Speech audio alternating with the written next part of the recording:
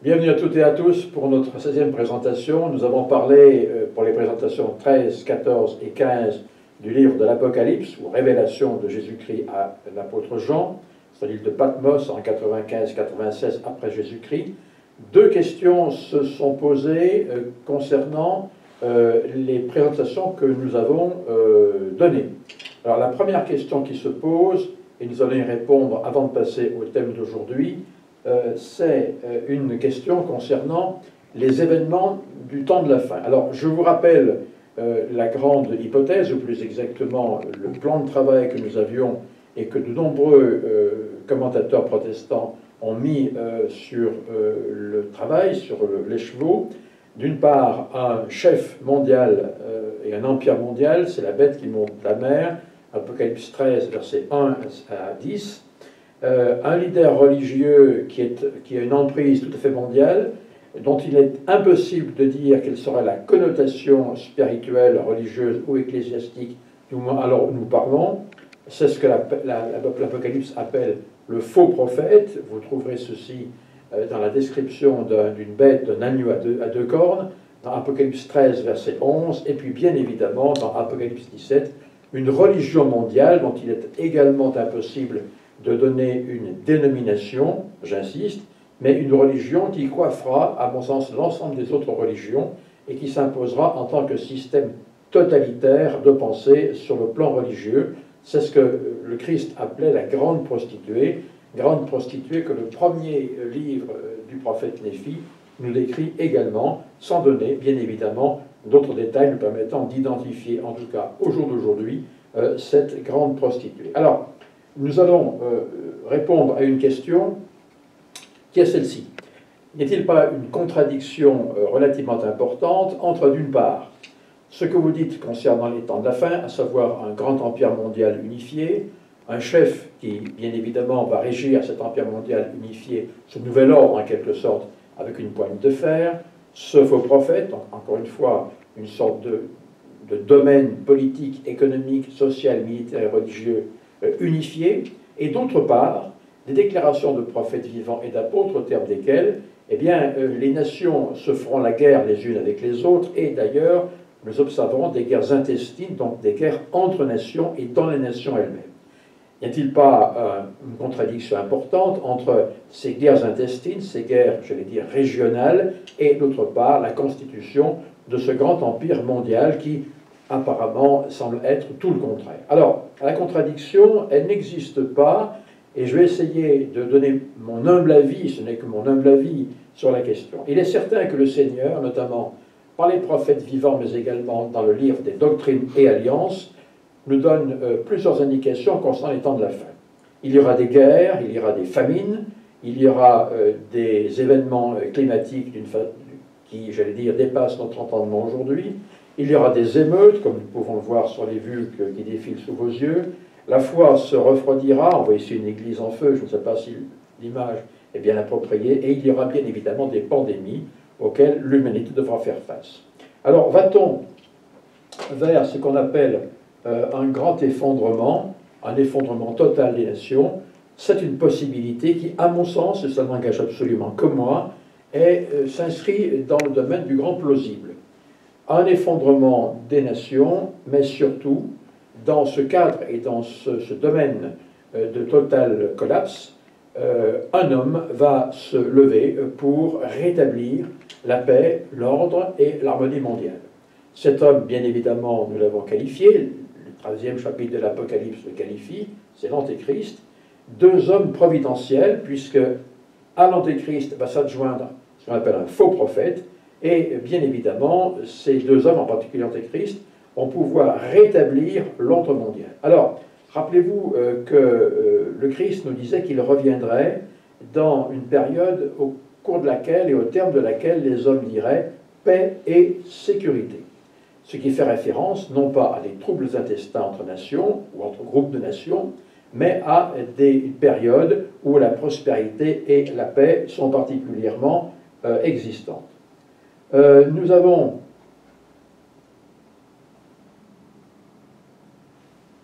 une définition que nous pouvons donner, à savoir un grand accord mondial suivant un effondrement tout aussi global. Notre survie sera assurée. Pourquoi? Parce que cet antéchrist, ce super président mondial, en quelque sorte, éradiquera la guerre. Rappelez-vous que intéressant de constater que les grandes associations, les grandes organisations pacifiques ou pacifistes se sont surtout créées après les grandes guerres. Après la guerre de 1914-1918, on crée, pour éviter une guerre d'une pareille ampleur, on crée la SDN, la Société des Nations. Après 1945, on va se dépêcher de créer l'ONU, l'Organisation des Nations Unies, pour prévenir effectivement d'autres conflits. Donc, à des périodes de guerre totale et d'effondrement totaux, il y a bien évidemment des efforts pour regrouper les nations. Alors, je ne dis pas que la SDN était une mauvaise chose, je ne dis pas que l'ONU nous mène à notre fin certaine, pas du tout, mais il n'est pas évident, il n'est pas impossible de penser qu'un nouvel ordre mondial puisse effectivement voir le jour et émerger après une période de grand chaos. Éradication des famines, ça veut dire quoi? Ça veut dire que la libre circulation des biens serait non seulement maintenue, mais même accélérée, c'est-à-dire qu'il n'y aura plus de frontières. Donc on imagine un empire où le pouvoir exécutif est total, mais il n'y a pas de contrepoids et où les frontières s'effacent.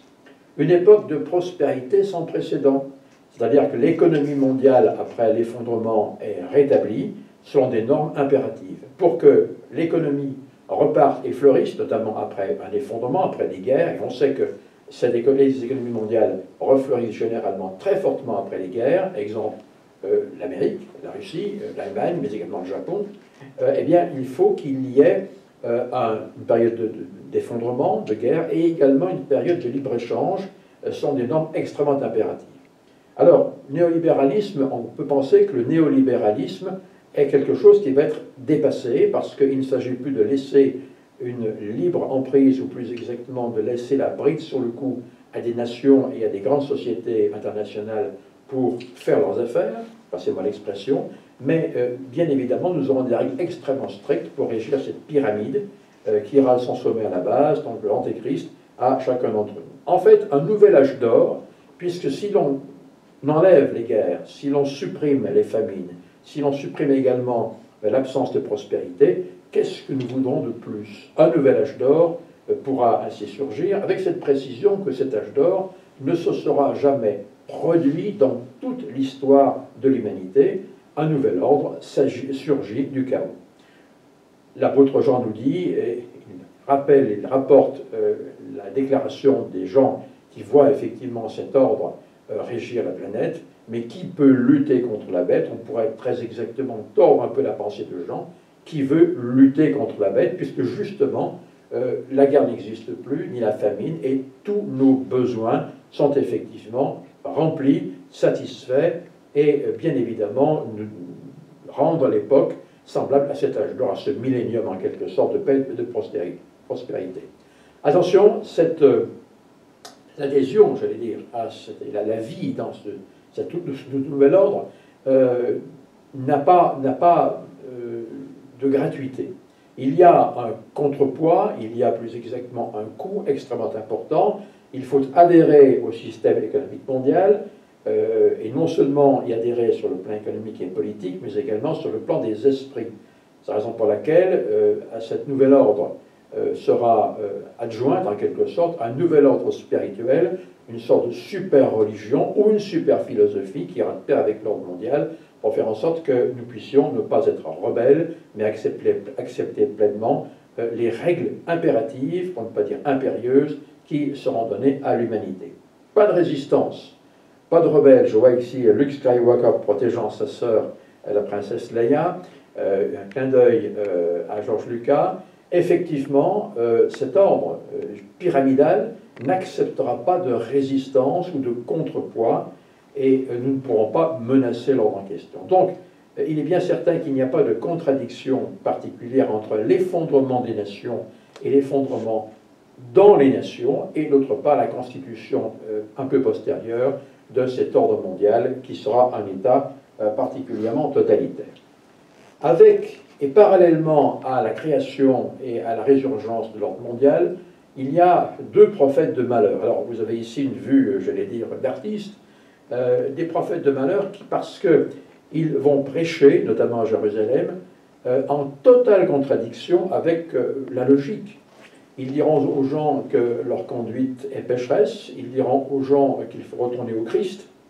Rappelez-vous le dernier discours de notre prophète bien-aimé, Russell Nelson, « Laissez prévaloir Dieu en vous et le Christ en vous ».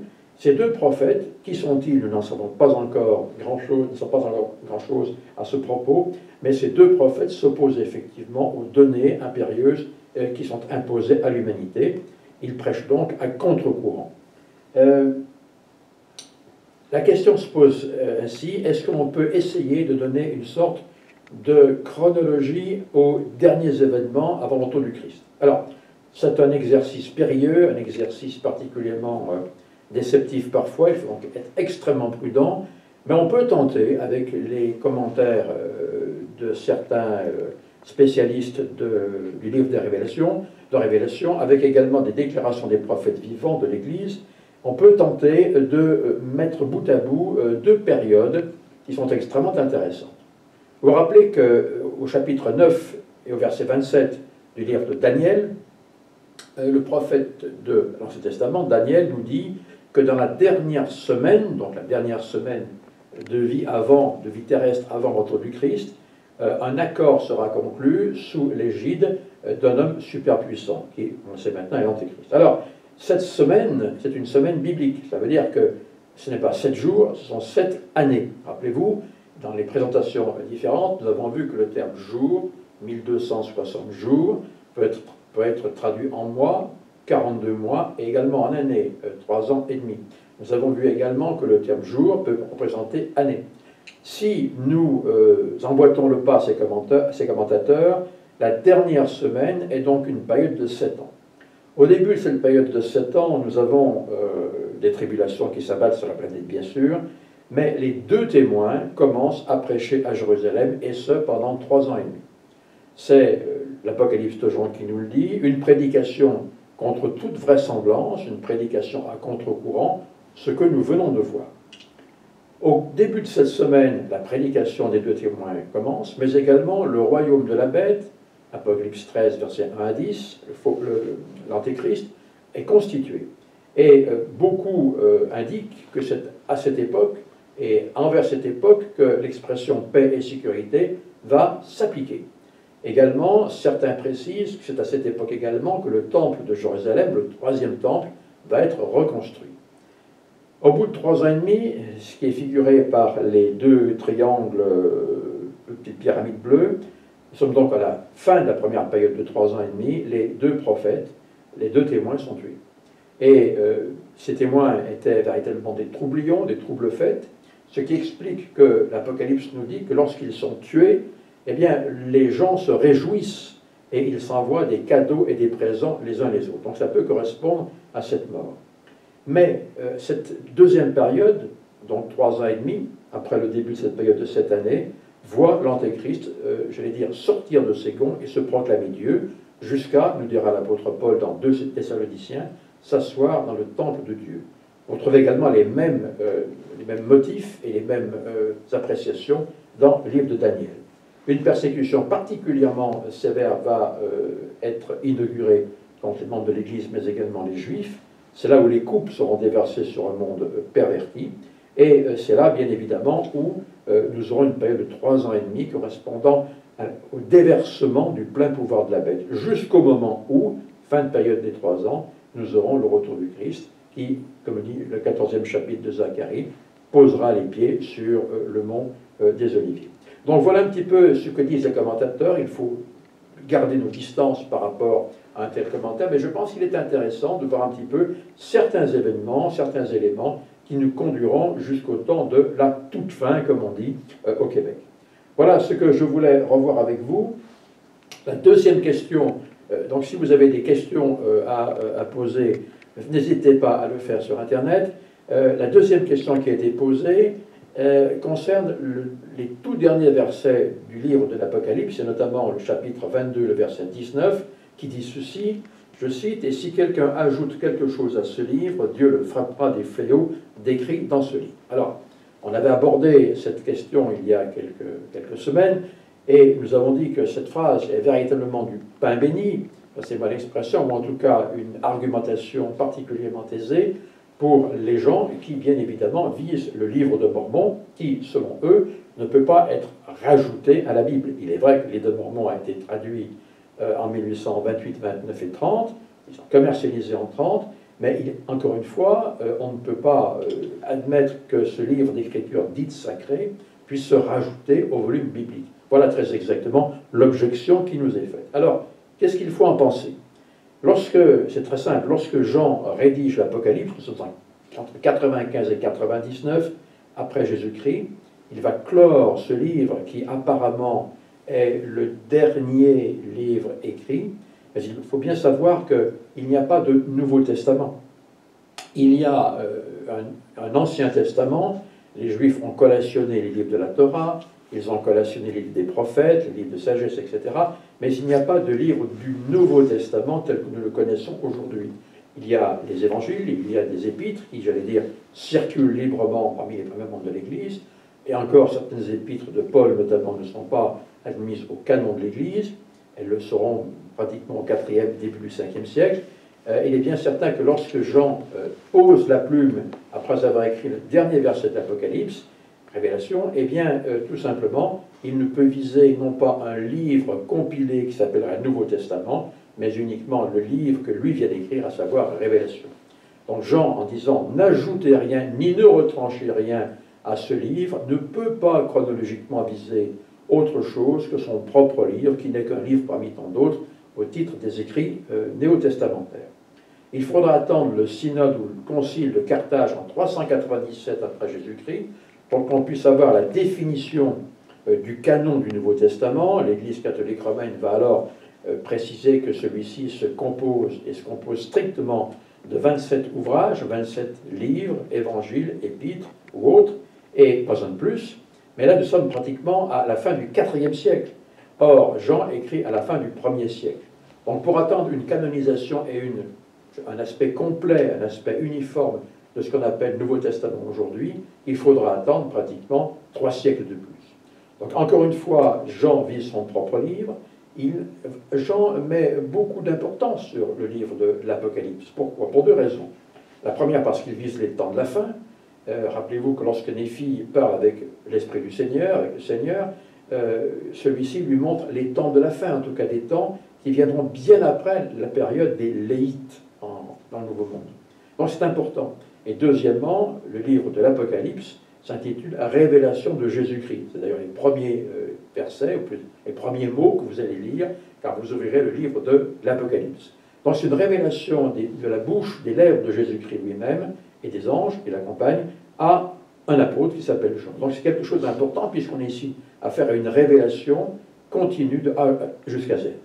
Donc Jean vise son propre livre, il ne peut viser que son propre livre, et en tout cas pas un livre qui à l'époque s'appellerait la Bible et qui n'existe pas encore. Donc le fait de dire que le livre de Mormon n'a aucune prétention à la vérité, à la véracité et en tout cas à la spiritualité est un faux sens, un contresens complet, puisqu'encore une fois, le livre de Mormon ne vient pas après la Bible, le livre de Mormon, chronologiquement si, mais avec cette précision que la Bible n'existe pas au temps de Jean, et que Jean ne vise pas la Bible, il vise uniquement le livre de l'Apocalypse. Il ne faut rien ajouter ni retrancher au livre de l'Apocalypse. Voilà, je pense que ces deux thèmes devaient être abordés avant qu'on ne commence et qu'on entame le thème d'aujourd'hui, qui porte sur le livre de Mormon et sa véracité. Rappelez-vous, premièrement, donc les temps de la fin. Il n'y a pas de contradiction avec ce que disent les prophètes vivants sur la décadence de l'humanité et l'avènement de ce nouvel ordre et de cette nouvelle religion mondiale. Et deuxièmement, il n'y a pas d'incongruité et d'incohérence entre l'existence et les prétentions spirituelles du livre de Mormon d'une part, et d'autre part, ce fragment d'Apocalypse 22, 19, qui pourrait laisser le contraire. Voilà, je pense qu'on a fait le tour aujourd'hui. Donc nous allons nous intéresser à un thème qui n'a rien à voir avec l'Apocalypse. Nous avons laissé les derniers chapitres de côté, qui sont assez faciles de compréhension, donc on ne va pas y retenir, pour faire une sorte de dito, ou plus exactement d'analyse verbatim de chapitres qui sont relativement faciles à comprendre. Aujourd'hui, nous nous intéressons à un set de critiques, en quelque sorte, d'adversaire de l'Église qui a à peu près une vingtaine d'années d'existence, ou qui a fleuri il y avait 25 ans, et qui prend de l'ampleur, parce que ces gens-là nous disent, mais finalement le livre de Mormon, sans forcément l'avoir lu de la page 1 à la page 477 d'ailleurs, le livre de Mormon contredit des données scientifiques. Le livre de Mormon ne peut pas être accepté comme tel parce qu'il contient des incongruités et des éléments faux qui sont contredits par la science. Nous allons donc les voir aujourd'hui d'une façon très rapide. J'ajoute que les éléments que nous passerons rapidement en revue méritent une étude plus approfondie et que je donnerai d'ailleurs des références pour que vous puissiez avoir l'occasion d'approfondir par vous-même le sujet. Alors, il y a 6 grandes critiques qui sont adressées à l'encontre du livre de Mormon aujourd'hui. Certaines sont relativement ponctuelles. Par exemple, pas de chevaux, pas d'éléphants, pas de chariot à roues, on ne connaissait pas la roue, il n'y a pas d'acier, il n'y a pas de cimeterre. Et puis il y en a une, la 6e, qui est une question un peu plus scientifiquement sérieuse, où on nous dit que l'ADN que l'on retrouve chez les peuples mésoaméricains et amérindiens ne correspond absolument pas à l'ADN que l'on trouve notamment en Palestine parmi le peuple juif. Première objection, les chevaux et le livre de Mormon. Alors, vous verrez que ce thème apparaît à de très très rares reprises dans le livre de Mormon. Le livre des Terres au chapitre 9, verset 19 nous dit ceci, et ils avaient aussi des chevaux et des ânes. Cette phrase a été écrite, ce commentaire a été écrit à environ moins 1500 avant Jésus-Christ, on est au temps du roi Émer. Et puis en Néphi 18, il y avait des bêtes de toutes sortes dans les forêts, la vache, le bœuf, l'âne et le cheval.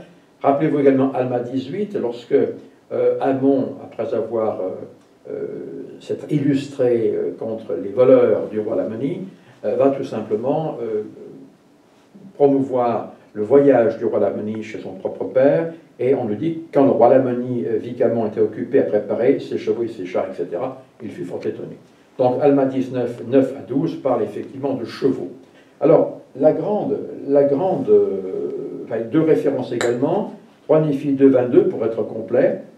Rappelez-vous, avant le retour du Christ, avant l'arrivée du Christ en Amérique, une grande guerre va se dérouler entre les Néphites et la Médie d'une part, et les voleurs de Gadianton d'autre part.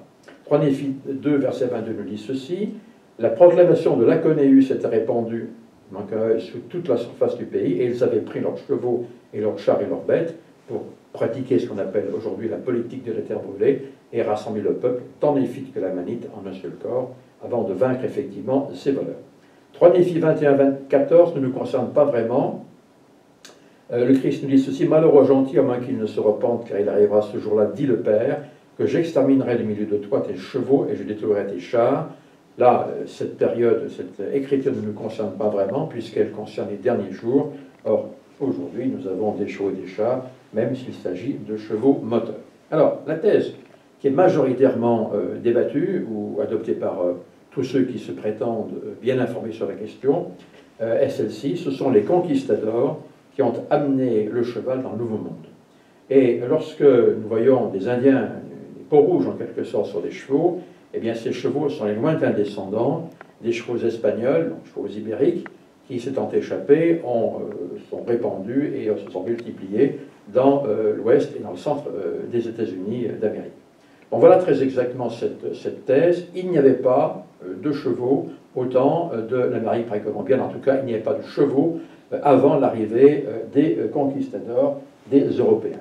Alors, c'est, une déclaration qui claque comme un drapeau. Si le livre de Mormon précise qu'il y a des chevaux en Amérique, il est bien certain qu'il y a une grossière erreur qui nous permet de douter de sa véracité et qui nous permet d'emboîter le pas sur une thèse qui est celle de l'invention par Joseph Smith et ses compagnons. En fait, il y a dans toutes les critiques de l'Église, et j'ouvre une parenthèse, une faille. C'est que bien souvent, plusieurs personnes, généralement bien placées sur le plan de la science, de l'intellect ou de l'histoire, plusieurs personnes nous assènent une pseudo-vérité et nous avons malheureusement la tendance à l'accepter, ou plus exactement en être ébranlés, sans effectuer les recherches qui s'imposeraient pour démonter, pour déboulonner en quelque sorte cette assertion. Alors, en avez-vous la preuve? Est-ce que nous pouvons dire que nous avons la preuve? qu'il n'y avait pas de chevaux en Amérique avant l'arrivée des Européens? La réponse est bien sûr non. Vous avez ici une carte. Cette carte vaut ce qu'elle vaut. Vous voyez, j'allais dire, la ligne de fuite qui relie l'Asie au détroit de Bering et qui note notamment les mouvements de population, donc de la Sibérie, la Chine, Sibérie, et puis également direction l'Alaska. Et c'est par cette voie, nous dit-on, que les mammouths seraient passés, que les hommes seraient passés, qui ont colonisé les deux Amériques en quelque sorte. Vous voyez une flèche notamment qui est incurvée vers l'est, et c'est ainsi donc que l'Amérique aurait été peuplée, tant l'Amérique centrale que l'Amérique du Sud, que la côte pacifique, que les terres, l'intérieur des terres, donc direction l'Atlantique. Alors la réponse est, la question est, si des hommes ont pu passer par cette bande de terre et coloniser les deux Amériques, nord et sud, pourquoi pas des chevaux? Alors, vous avez ici un excellent candidat en Asie, notamment en Sibérie et en Mongolie, qui apparemment, nous disent nos spécialistes et nos scientifiques, a été la base de départ des hommes qui ont conquis plus tard l'Amérique en passant par l'étroit de Bering. Nous avons un cheval, qui est un petit cheval, qui s'appelle, alors le nom est imprononçable, le cheval de Przewalski, qui est en fait le descendant des chevaux préhistoriques. On va le dire comme ceci. Regardez à droite, la queue du cheval présente une rayure qui est un trait noir, qui est en fait tout à fait caractéristique des chevaux qui sont véritablement à l'état premier. Le cheval de Przewalski est un cheval qui a pu migrer du continent mongol, enfin du continent asiatique à la terre américaine. D'où vient le cheval de Przewalski? C'est un cheval qui était en extension jusqu'au début du siècle, et à partir des années 20 et 30, 1920-1930, on a pris conscience que ce cheval, qui est un cheval mongol, s'éteignait, et on a commencé, et fort heureusement le mouvement se poursuit aujourd'hui, à le recultiver en quelque sorte, et faire en sorte qu'il puisse se reproduire d'une façon assez importante. Aujourd'hui, on réimplante des chevaux de Przewalski en Mongolie. Donc si ce cheval qui est typiquement mongol, qui est typiquement asiatique, existait donc dans ces régions qui sont, nous disent les scientifiques, des régions départ du peuplement américain via le détroit de Bering, pourquoi ne pas penser que ce cheval a pu suivre ses propriétaires et coloniser lui aussi les Amériques? On n'a pas de traces, on n'a pas d'ossements de chevaux en Amérique, en tout cas des ossements remontant à l'époque dite précolombienne, ou en tout cas du livre de Mormon. Et il faut quand même se rappeler qu'un ethnologue, qui fut également un homme politique contesté, Jacques Soustelle, qui était un véritable spécialiste des Olmecs, une des peuplades, des peuples d'Amérique centrale, nous dit ceci: il est probable que les Olmecs c'est effectivement le temps des Léites, même avant, ont eu des chiens et des dindons, animaux domestiqués à une époque très reculée sur le continent américain, mais la destruction de toute espèce de restes osseux par l'humidité et l'acidité du sol nous empêche d'en être certains. Ça veut dire que vous avez des animaux qui manifestement ont existé dans telle ou telle région, mais dont les ossements, dont les restes, même, j'allais dire, la trace du passage a été totalement oblitérée par le temps, parce que les os ont été mangés par la terre, ou tout simplement parce que les archives n'existent plus. Alors Jacques Soustelle également se voit emboîter le pas par Simon Davis, qui est un autre ethnologue, qui nous dit ceci: la majorité des ossements découverts dans les sites archéologiques, préhistoriques, entendons cette fois, sont ceux d'animaux tués pour être mangés par les peuples anciens. Par conséquent, le problème de la corrélation entre les ossements déterrés et l'importance économique des animaux dans l'Antiquité est loin d'être résolue. Qu'est-ce que cela veut dire? Ça veut dire que lorsqu'on découvre des ossements, bien souvent, il s'agit d'ossements d'animaux qui ont été consommés, qui ont été tués et qui ont été consommés par l'homme. Il est bien certain que le cheval n'était pas un élément de consommation.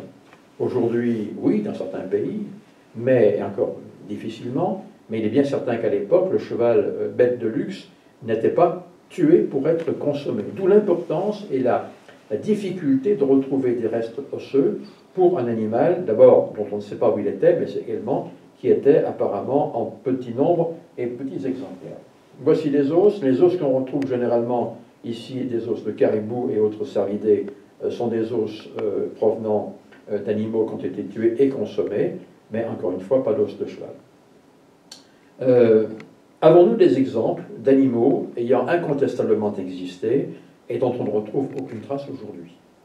Alors, on a de très très bons candidats, ce sont les Huns. Je vous ai mis à droite l'Empire Hun, qui apparaît en orangé, en quelque sorte. Vous voyez que l'Allemagne était coiffée par l'Empire Hun, toute l'Europe de l'Est, jusqu'à la Bulgarie, une partie de la Russie, une partie du Caucase également. Les Huns ont déferlé sur l'Europe et ont été arrêtés au IVe siècle, pas très loin de chez nous d'ailleurs, à Châlons-en-Champagne, par une coalition de Francs, d'Allemands et de Romains. Aetius, notamment, général romain, les a vaincus fin du IVe à près de Châlons-en-Champagne. Les Huns étaient des gens qui vivaient sur leurs chevaux. Les commentateurs, les moines qui ont commenté l'histoire des Huns et le déferlement des Huns sur l'Europe disaient qu'ils cuisaient leur viande sous leur selle et que les femmes accouchaient sur leurs chevaux. Or, ces centaines de milliers de chevaux qui ont été utilisés pendant plusieurs décennies et siècles par les Huns, on n'en a pas retrouvé un seul. Donc on sait que ces gens-là, parce qu'on les a décrits, utilisaient le cheval mongol notamment, d'une façon extensive, et aujourd'hui on est incapable de retrouver le moindre reste de ce cheval mongol à titre de fossile. Donc c'est important parce qu'on voit que dans ces conditions, un cheval ayant manifestement existé dans cette partie de l'Europe étendue à l'Est, eh bien ne peut pas être retrouvé. Donc ne disons pas aujourd'hui que le cheval n'existait pas chez les peuples du livre de Mormon parce qu'on ne retrouve aucun reste. On devrait également, dans ces conditions, dire la même chose des Huns. Alors, on a d'autres exemples d'animaux qui manifestement ont existé et dont on ne retrouve rien du tout. À gauche, nous sommes à Lascaux, et ce que vous voyez est un auroch. L'auroch, c'est tout simplement un bœuf, un taureau sauvage qui peuplait et qui hantait les forêts de l'Europe, notamment. Le dernier auroch a été tué au début du XVIIe siècle en Pologne. Alors, on me dirait, mais finalement, qu'est-ce qu'on voit à droite? C'est un auroch qui est bien vivant? Pas du tout. On essaie de reconstituer l'animal auroch avec des échantillons et en mélangeant l'ADN, mais ce n'est pas un auroch, c'est tout simplement un essai tout à fait moderne. Donc l'auroch n'a laissé absolument aucune trace osseuse, alors qu'en réalité, il a peuplé notamment l'Europe dans sa grande intégralité et également les prairies américaines. Donc on voit qu'encore une fois, des animaux ayant existé n'ont laissé littéralement aucune trace. On a enfin un autre candidat, et notamment quelque chose de très précis qui appartient cette fois au monde de la Bible, c'est le lion. On sait par exemple que David s'exerçait à la fronde contre des lions, notamment. Il y a notamment des légendes assyriennes où le roi, notamment Assurbanipal, allait à la chasse aux lions. On a également de mêmes légendes en Égypte. On voit ici, dans son palais de Ninive, un lion percé de flèches. Aujourd'hui, on n'a retrouvé aucune trace de cet animal sur le plan osseux ou phénicien. Alors, simplement, retenons une première leçon, ce n'est pas parce qu'on ne retrouve pas les ossements d'animaux que ces animaux n'ont jamais existé. C'est une chose, c'est-à-dire une première leçon que nous tirons de cet exemple. Quand on creuse un petit peu le passé, on s'aperçoit qu'il ne faut pas se laisser prendre au grand jeu des déclarations sempiternelles, à savoir on ne retrouve pas d'os de chevaux, donc il n'y a pas de chevaux, donc les Mormons est un livre basé sur une fantaisie en quelque sorte sortie de l'esprit de Joseph Smith. Ça c'est le premier point. Et puis surtout, il y a un autre phénomène qu'il faut tout simplement retenir. C'est l'attribution d'un nom par analogie. Alors, lorsqu'on découvre un nouveau monde, et ce fut le cas de Léhi, il est bien certain qu'on peut tomber sur des animaux qui ressemblent aux animaux qu'on a quittés, par exemple les chevaux, et qui n'en sont pas vraiment.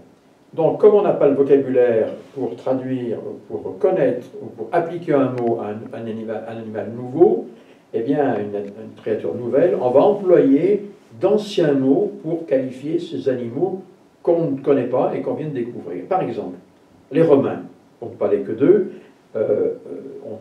n'ont pas envahi, mais ont colonisé le nord d'Afrique, et ils sont tombés sur des éléphants.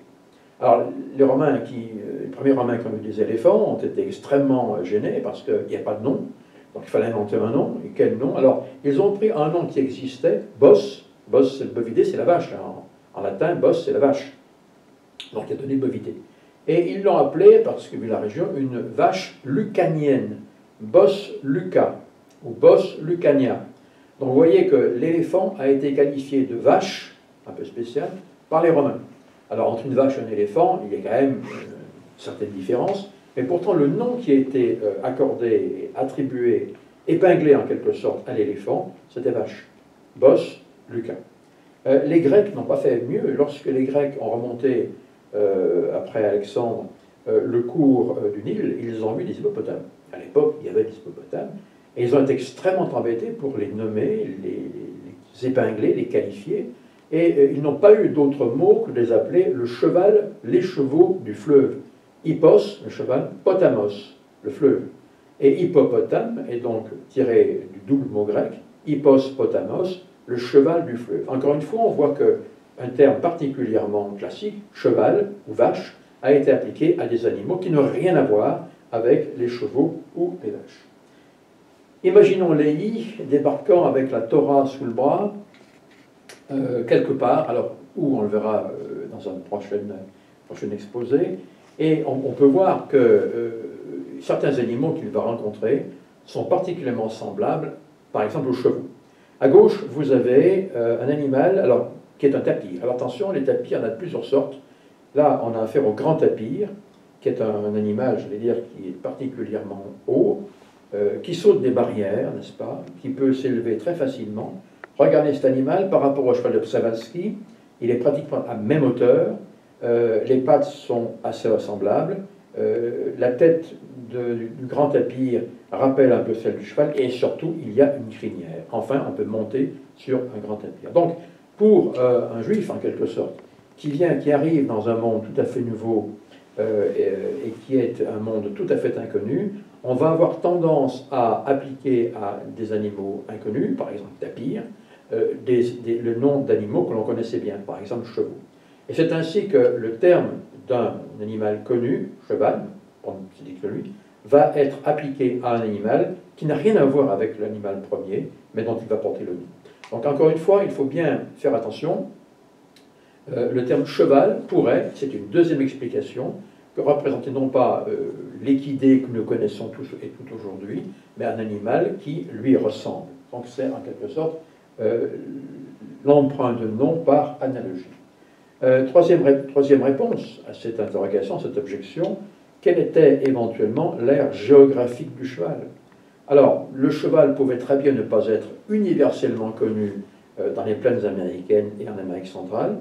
Il pouvait être réservé aux élites, on le verra dans un instant, et dans ces conditions, la destruction de peuples comme par exemple les Néphites ou des Lamanites, parce qu'ils ont connu après Cumorah des destructions internes, intestines entre eux, eh bien, ont pu entraîner la disparition d'un animal réservé aux élites, donc en petit nombre.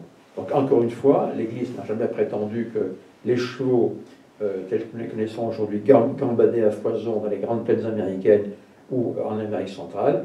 Il faut donc faire attention à l'aire géographique qui est concernée. C'est donc la troisième réponse que l'on peut rationnellement faire à cette objection qu'il n'y avait pas de chevaux en Amérique avant Colomb. Alors, c'est intéressant parce que quand on lit le livre de Mormon, on s'aperçoit qu'on parle de chevaux, très peu. On parle très très peu de chevaux, mais tout simplement, on s'aperçoit qu'on ne monte pas les chevaux. Et notamment, on en parle très peu. Il y a 3 courts passages dans le livre de Mormon qui parlent de chevaux. Également, rappelez-vous que le livre de Mormon parle beaucoup de guerre. Une raison très simple à ceci, c'est que la personne qui a compilé le livre de Mormon, qui était le prophète Mormon, est lui-même un soldat, c'est un guerrier, général. Donc quand vous avez un militaire, en quelque sorte, qui compile l'histoire, généralement vous allez avoir le projecteur braqué sur l'histoire, certes religieuse, spirituelle, économique du pays, mais surtout l'histoire militaire, pour laquelle, je pense, nous avons beaucoup de chapitres consacrés, dans le livre d'Alma notamment, aux guerres. Or, ce militaire mormon, qui fait, j'allais dire, le résumé d'autres annales, ne parle jamais d'une forme d'armée qu'on appelle la cavalerie. À aucun moment dans le livre de Mormon, vous ne verrez apparaître des formations de cavalerie, alors que dans l'Antiquité, quelle qu'elle soit, et quelle que soit la nation concernée, vous avez de la cavalerie. Ici, dans le livre de Mormon, on se bat à pied et non pas à cheval. Bon, c'est intéressant parce que Si on nous avait dit que finalement les Néphites avaient une cavalerie attelée notamment importante, comme les Égyptiens ou les Hittites par exemple, on aurait pu se poser la question. Mais d'une façon extrêmement intéressante et un peu, j'allais dire, interrogative, on n'a absolument aucune référence à une cavalerie, soit simple, soit attelée dans le livre de Mormon.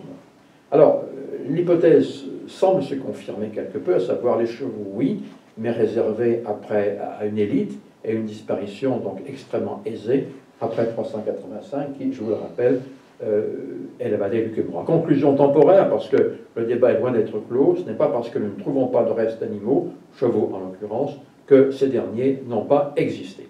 Voilà, je voulais voir un petit peu avec vous cette première objection, à savoir les chevaux dans le livre de Mormon. Je pense que les 4 réponses qu'on peut faire à l'objection sont de nature à d'abord nous tranquilliser, pour ceux qui cherchent et qui sont anxieux à ce propos, mais également à répondre rationnellement aux gens qui nous objectent le fait que le livre de Mormon est un livre basé sur tout simplement des fables. Voyons maintenant la deuxième objection. Nous aurons l'occasion de finir les objections dans une autre présentation. Vous l'avez compris. Deuxième objection, Néphi n'avait pas d'arc d'acier, ni Laban n'avait pas d'épée d'acier, puisque à leur époque, l'acier n'existait pas. Alors c'est effectivement très gênant de voir Néphi indiquer qu'il brise son arc d'acier, à Néphi 16, verset 18. Néphi nous dit ceci, il part donc à la chasse avec ses frères, voici je brisais mon arc qui était d'acier fin. C'est intéressant parce que le texte continue en disant que les ressorts, les arcs de ses frères avaient perdu leur ressort. C'est-à-dire qu'en fait, le ressort c'est le bras humain, bien évidemment. Ses frères, Laman et Lemuel, étaient tellement découragés qu'ils n'avaient même pas la force de bander leur arc. Donc on reprochait à Néphi d'avoir cassé son arc, alors qu'eux-mêmes étaient dans l'incapacité de pourvoir aux besoins de leur famille. C'est donc un reproche tout à fait intéressant. 1 Néphi 4, verset 8, là on parle de Laban. Et je vis son épée et je la tirais de son fourreau et sa poignée était d'or pur, pas de problème jusqu'à présent. Et son exécution était extrêmement fine, on verra ce que ça veut dire. Et je vis que sa lame était de l'acier le plus précieux. C'est la deuxième fois, il y a simplement deux items dans le livre de Mormon où l'on parle de l'acier. Alors, bien évidemment, si l'acier n'existait pas, pourquoi l'arc était-il en acier et pourquoi l'épée était-elle d'acier le plus fin? Alors, simplement, si l'on voulait s'arrêter rapidement, on pourrait dire que ces commentateurs sont bien mal inspirés, puisque dans leur propre Bible anglaise, on retrouve le mot acier. Par exemple, dans Jérémie 15, 12, 2 Samuel 22, 35, dans Psaume 18, 34, les auteurs bibliques nous parlent de steel, l'acier. Alors, si on parle d'acier, steel, dans les versions anglaises de la Bible, pourquoi ne pas parler de l'acier, steel, dans les versions du livre de Mormon? La question est posée.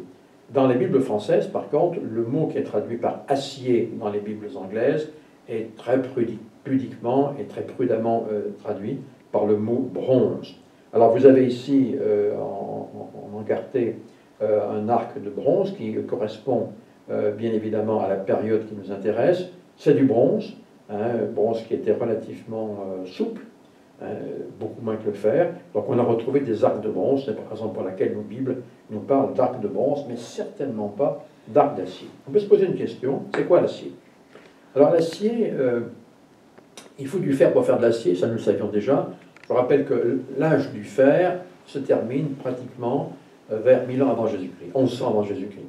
En 1100 avant Jésus-Christ, les armes de fer vont faire leur apparition d'une façon assez générale, notamment dans le croissant fertile. Rappelez-vous, ce fer, et même ces armes de fer sont même d'ailleurs antérieures pour beaucoup d'entre elles au début de l'âge du fer, parce que nous avons vu, quand nous avons parlé du livre d'Abraham, que les Hyksos qui avaient envahi l'Égypte au XVIIe, XVIIIe siècle avant Jésus-Christ avaient pu s'imposer notamment grâce à des armes et des outils en fer, donc ils connaissaient le fer. Alors, on a tout d'abord récolté le fer dans des sites bien particuliers, notamment du fer météoritique. On a recueilli un peu de fer dans des météorites ferreuses tombées du ciel. Ben, ça ne produisait pas grand-chose. Et puis on s'est aperçu qu'on pouvait creuser et avoir des mines de fer. Et on a retrouvé aujourd'hui, pour une période de temps, visant une période de temps d'environ 1500 avant Jésus-Christ, de petites mines de fer en Asie centrale. Donc le fer était connu. Mais le fer, ce n'est pas de l'acier. Alors comment passe-t-on du fer, qui est connu depuis la plus haute antiquité, à l'acier? C'est extrêmement simple. Ce fer va devenir de l'acier lorsqu'on lui ajoute du carbone. Quand on ajoute un tout petit peu de carbone, c'est de l'acier doux. Un peu plus de carbone, environ 1%, c'est de l'acier dur.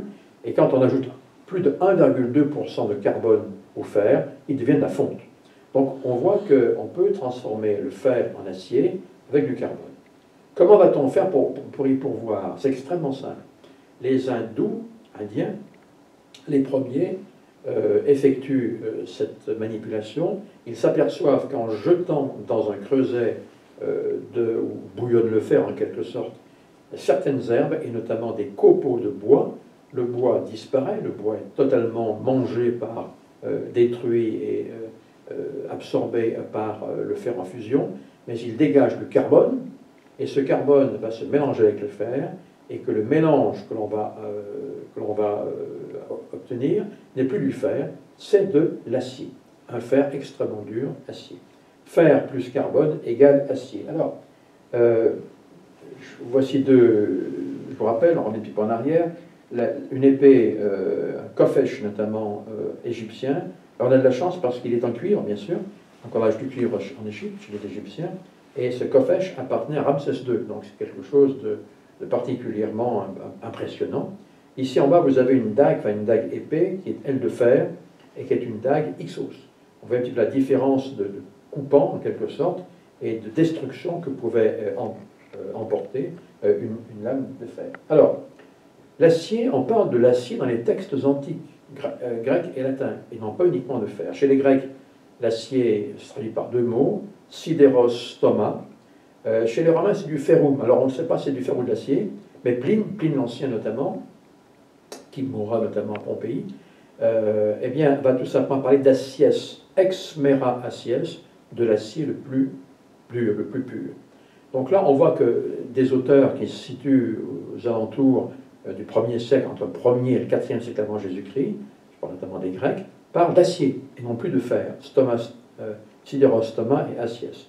3e siècle avant Jésus-Christ, un dénommé Daimakos nous dit ceci: parmi les aciers, il ne parle plus de fer, il y a le calibre, celui de Sinope, le lydien, le lacédémonien, l'acier lydien pour les limes, les couteaux et les rasoirs.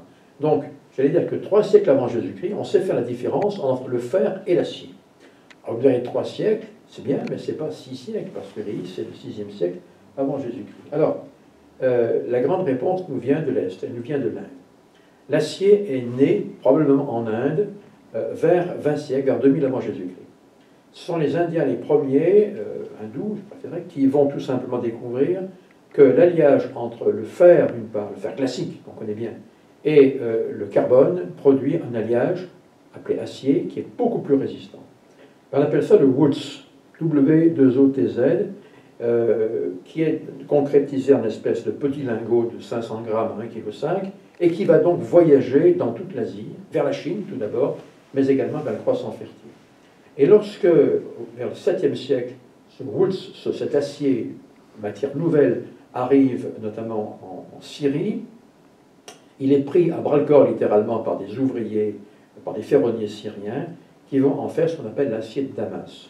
Donc l'acier de Damas, initialement, c'est de l'acier, du véritable acier indien, qui va être travaillé. Regardez un petit peu la photo. Lorsqu'on travaille l'acier indien, enfin l'acier de Damas maintenant, on a sur les lames d'acier, qui sont extrêmement coupantes, extrêmement bien faites, des espèces de volutes, n'est-ce pas, comme si on avait essayé de peindre sur l'acier. On a donc cette espèce de fines lames et de fins dessins qui apparaissent sur ces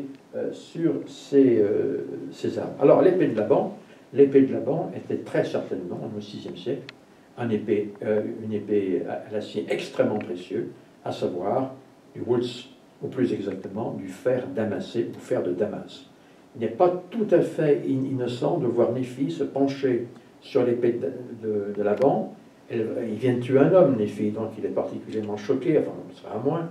Et l'épée est tellement belle, est tellement extraordinaire, qu'il va la tirer et il va voir que l'épée est d'un alliage, ou plus exactement d'une exécution fort belle, dit-il, extrêmement belle. Il n'y a, à mon sens, à mon esprit, aucune difficulté pour rapprocher l'épée de Laban à un des premiers exemplaires d'épée de Damas, faite à partir du woolz.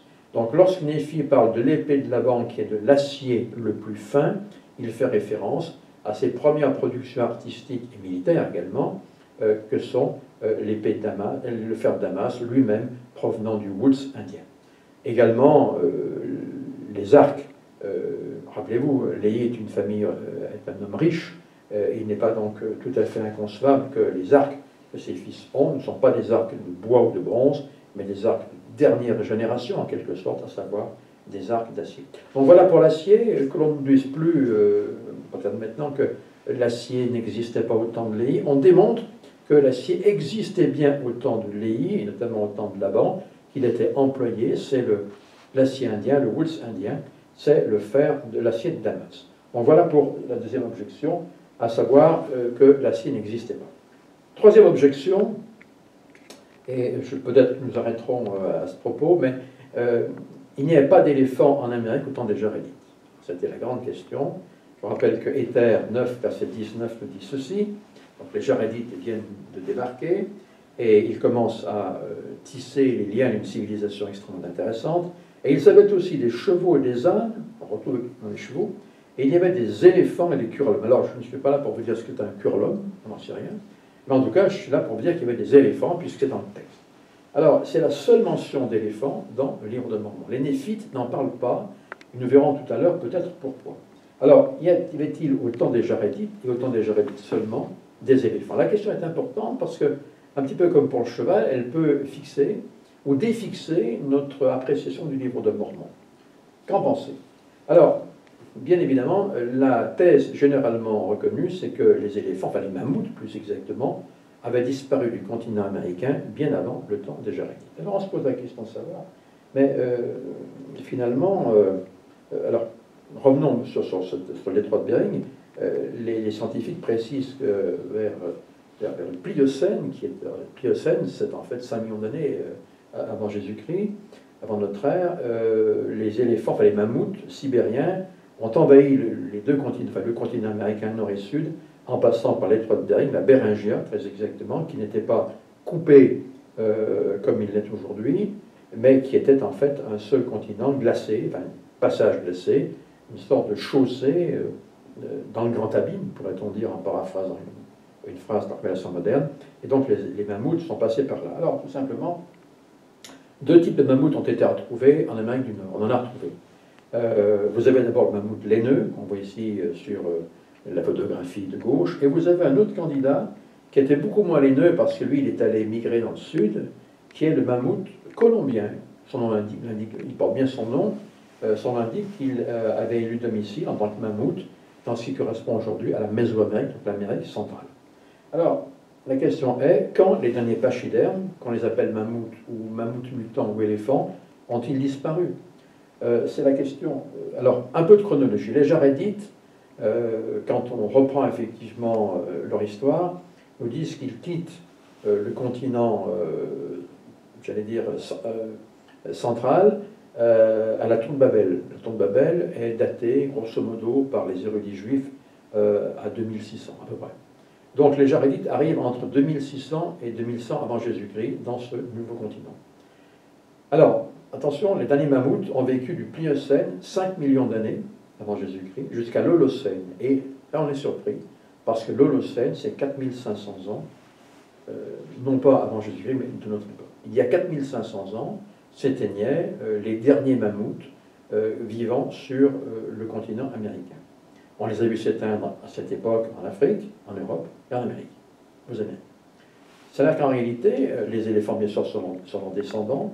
En réalité, si l'on fait un rapide calcul, on s'aperçoit que si l'on date le dernier mammouth ou éléphant de 4500 de notre temps, donc 2020, j'ai été un peu précis, moins 4500, on est en 2500 avant Jésus-Christ. 2500 correspond à la période d'installation des Jarédites dans le Nouveau Monde. Si par contre, on n'emboîte le pas à un chercheur qui s'appelle Ludwell Johnson, et qui en 1952, il n'est pas membre de l'Église, en 1952 dit ceci, il ne peut plus y avoir de doute que l'homme et l'éléphant ont coexisté en Amérique. Il est très probablement possible de dire que le Proboscidea, donc le Proboscidé, c'est effectivement l'éléphant américain, s'est éteint il y a environ 3000 ans. 3000 ans. 1952, j'ai été vraiment trop précis, moins 3000 égale moins 1000. Donc en réalité, entre moins 2500 et moins 1000, on a pu avoir tout simplement un interstice, une faille de temps en quelque sorte, deux périodes se recoupant, au terme desquelles des nouveaux venus, les Jarédites, ont pu connaître l'époque des derniers éléphants. Deux auteurs, un non-membre, Wade Miller, et un membre, Matthew Roper, écrivent ceci. On pense que ces animaux sont éteints il y a environ 10 000 ans. Donc, ça, c'est la théorie généralement acceptée. Donc 10 000 ans, c'est bien avant le temps des Jarédites. Mais il est connu que le mammouth a survécu quelques milliers d'années après cette période. Et puis Roper nous dit ceci. On a daté un mammouth d'Alaska à 5720 ans. Mead et Meltzer, deux autres chercheurs, sont arrivés à dater à 4885 ans. Oui, c'est précis, carbone 14. Un spécimen de mammouth, généralement, c'est important, aucune espèce ne s'éteint subitement, mais décline graduellement. On peut donc s'attendre à trouver d'autres restes moins anciens. Ça veut dire qu'on peut avoir des éléphants, mammouths plus exactement, en vie à la fin d'une période, d'une ère des mammouths en quelque sorte, qui aurait pu facilement être tracée entre 2000 et 4000 avant Jésus-Christ, l'époque des Jarédites.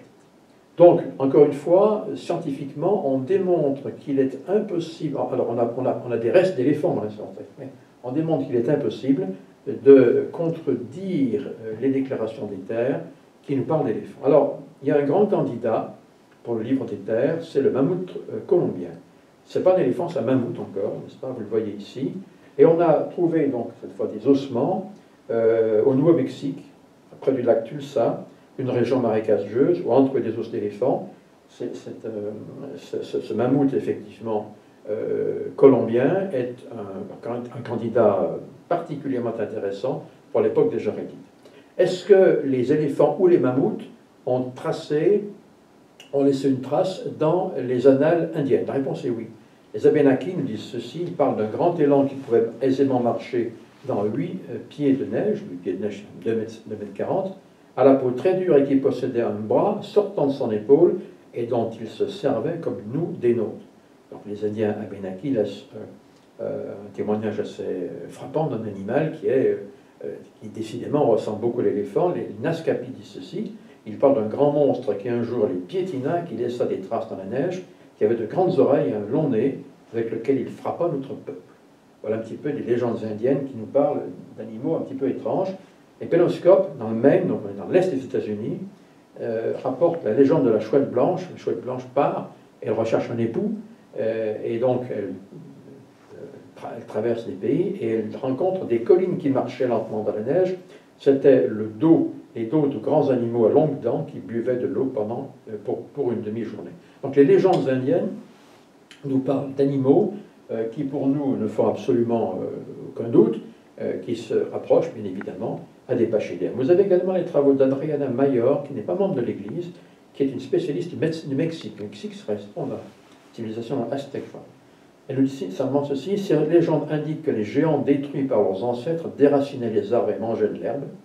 Et elle nous dit que des mammouths ont pu survivre dans la vallée de Mexico et le sud-ouest des USA pendant un certain temps. Donc, encore une fois, la thèse, ou plus exactement la position des critiques du livre de Mormon, à savoir qu'il n'existait pas d'éléphant au temps des Jarédites, n'est pas une thèse qui tient en elle-même, en tout cas, est une thèse particulièrement friable, qui ne peut pas être de nature à secouer ou ébranler notre conviction que ce livre raconte des éléments historiques, naturels et autres, et sociaux, qui se sont bien déroulés au temps de l'époque qui est la nôtre. Alors, on va s'arrêter ici.